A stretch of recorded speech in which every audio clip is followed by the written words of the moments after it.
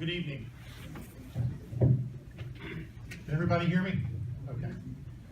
My name's Jim Wood. I'm the Lynnhaven District Council representative, so I represent the upper right-hand corner of Virginia Beach, so all of Great Neck, Little Neck, and Thalia, and that sort of area. I'm also the vice mayor of the city. I wanted to introduce the folks who are going to be presenting some of this stuff to you, but first I think it's important to tell you what we've been doing just today, for example. Every year the council does a two-day goal-setting retreat session, and the retreat sounds really exotic. We have it down at the Parks and Rec building, down at the Municipal Center.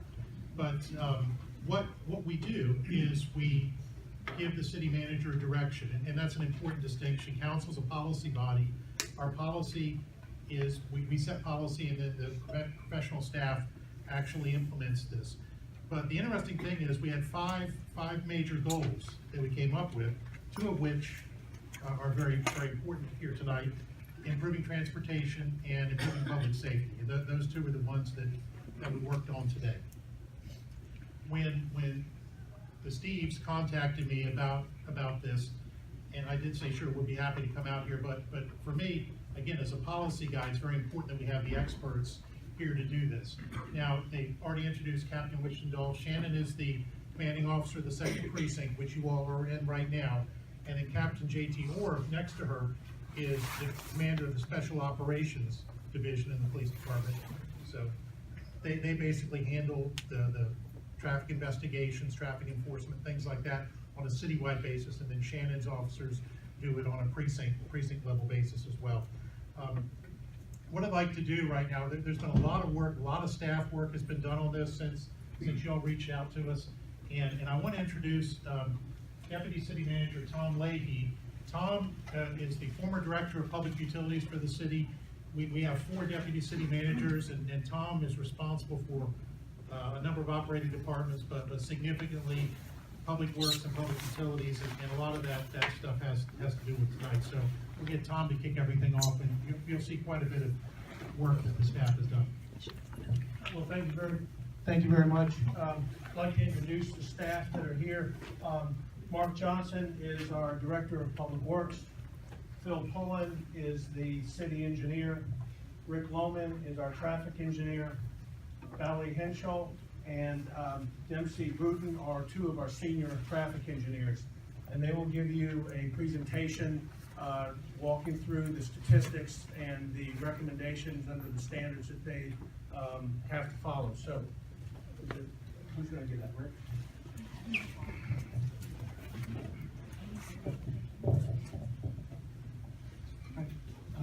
Can you hear me? All right. My name is Rick Lohman. I'm the city traffic engineer, and we're here tonight to give you to present the updated intersection analysis for this intersection of River Road and North Great Neck Road. We originally studied this intersection, as I think as Steve had mentioned, back in 2016, when there were a bunch of crashes at the intersection, more than average. So we studied the intersection at that time. We took traffic counts, we took speed data, excuse me, and we compared the traffic volumes to the traffic signal warrants. We did these traffic signal counts when school was out of session. We also did it when school was in session, because we do realize that traffic on Great Neck Road is different when school is in session.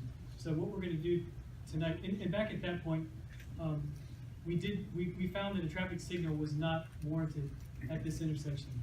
The traffic volumes were not high enough, and Valerie will be talking about traffic signal warrants and the manuals that we use to determine this during her part of the presentation. But one thing that did come out was a safety project. We identified a traffic safety improvement project that we did have funded. We did get funded for the city, and we're in the process of designing it right now. And as we'll show later, it's the number one project on the traffic safety improvement list. And we'll go through that project for you here in a few minutes. But with that, we'll get started with this. So we're going to review the location. We're going to review North Great Neck Road and what the traffic characteristics are of the roadway. We're also going to talk about, we're going to read the crashes that have occurred at that intersection from 2013 to the present day.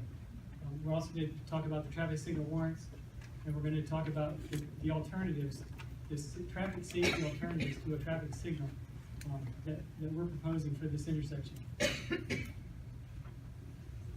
So we're here to talk about North Great Neck Road, and specifically the intersection with River Road and Upper Chelsea. It's an unsignalized intersection.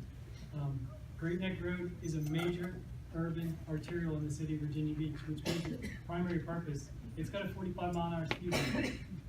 Its primary purpose is to move traffic from one point to the other. There's not a whole lot of driveways along North Great Neck Road, which increases the capacity of the roadway. Compared to, say, First Colonial Road, which also has a speed limit of 45 miles an hour, for most of it, North Great Neck Road can move a lot more traffic because it is more efficient. First Colonial has a lot more entrances on that road. North Great Neck Road doesn't. So the speeds that you'll find on North Great Neck Road are going to be higher than you'd find on other roads like First Colonial. But certainly they're no higher than other roadways, similar roadways, like Independence Boulevard and other roadways, again, that are primary arterials in the city. So we'll go through the speed study. We did a speed study out there at the request of our management, and this was back in early January of this year. We did these studies on a weekday when school was in session, because that's important.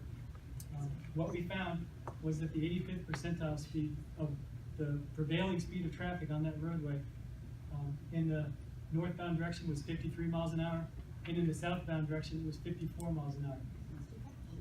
What the 85th percentile speed tells us is that's the prevailing speed. That's really the operating speed of the roadway. It's the speed at which 85% of the motorists travel at or under, which presumes that that is the reasonable speed because 85% of the drivers are considered to be reasonable drivers. So that's the importance of the 85th percentile speed. Generally, speed limits are set at or near the 85th percentile speed, which means that the police can enforce it because that's the expected speed, and that's what reasonable drivers drive on that roadway. So that's just a traffic engineering terminology. Would you consider that acceptable?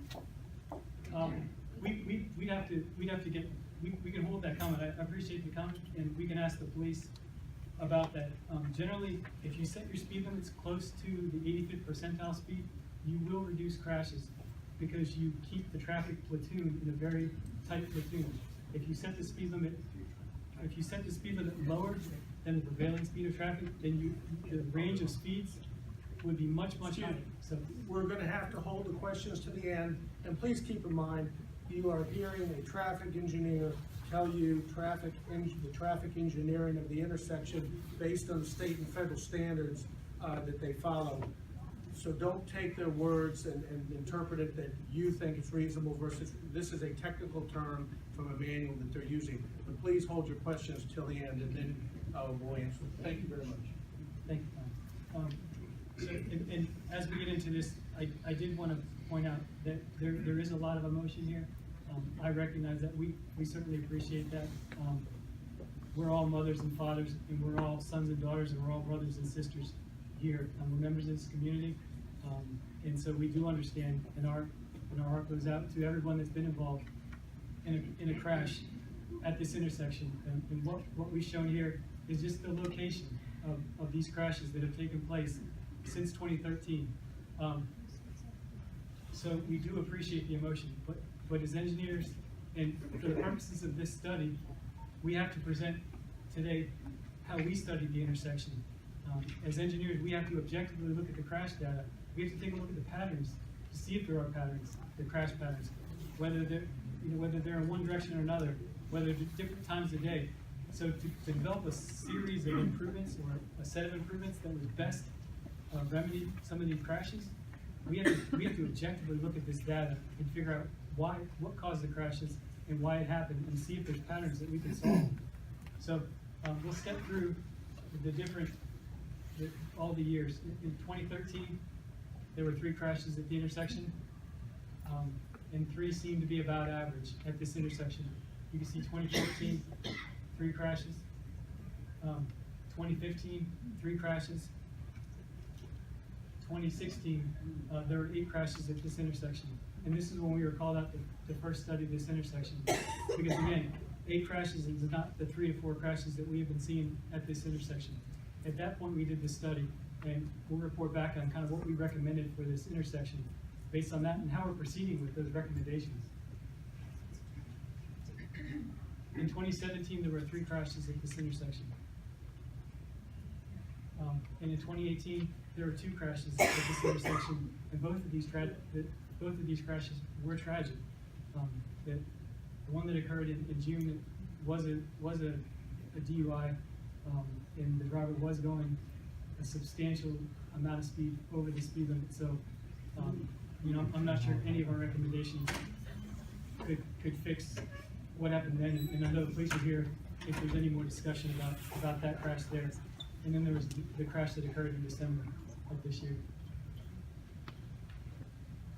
One of the things we do is we compare the crash rate on roadway segments to other roadway segments in the city of Virginia Beach. So we compared this segment of road, North Great Neck Road between Shorehaven and Thomas Bishop. We compared it to see how this kind of compared to the different other urban arterial road segments in the city.